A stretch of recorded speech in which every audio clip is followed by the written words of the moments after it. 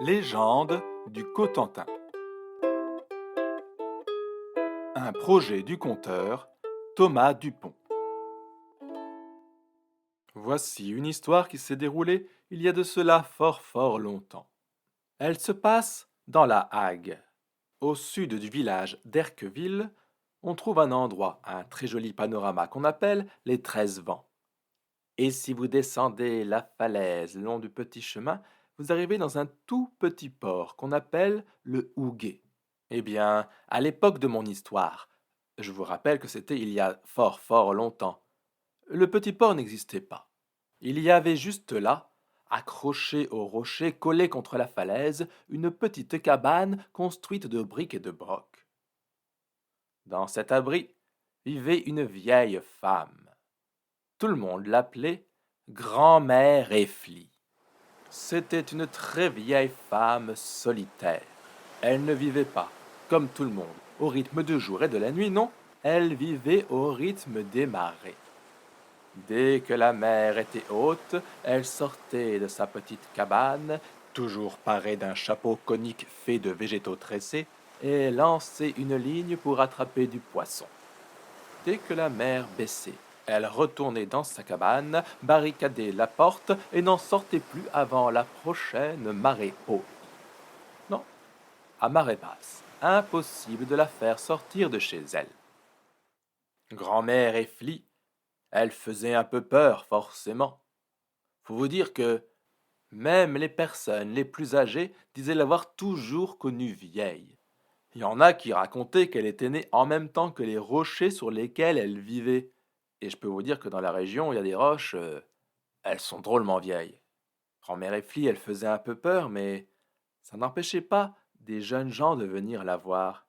Ouais, à marée basse, il y avait souvent de jeunes filles qui descendaient du village d'Erqueville ou d'autres même encore plus loin. Ces jeunes filles s'approchaient de la cabane. Elles frappaient à la porte.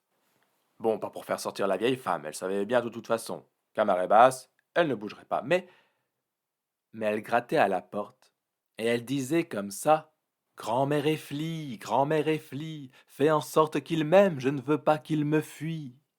Et les jeunes filles murmuraient à travers la porte le nom de leur amoureux. Elles laissaient devant la petite maison une miche de pain. Oh oui, grand-mère Efflie.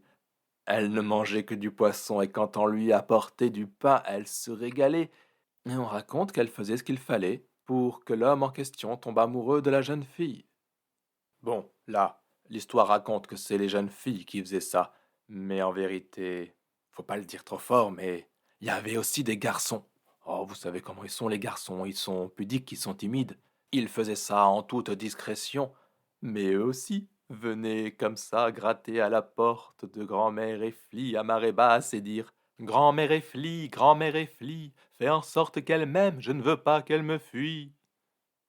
Et comme ça, au fil des années, il y a un paquet de jeunes gens qui sont venus demander leur aide à grand-mère Efflie. Bon, des fois ça marchait pas, hein, mais des fois ça marchait. Et puis un jour, il y a eu une tempête. À marée haute, grand-mère Efflie est sortie de sa cabane pour lancer sa ligne.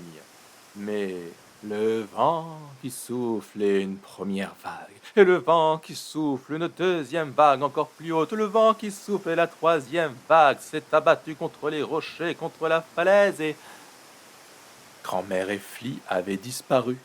Sa petite cabane avait été emportée par les flots.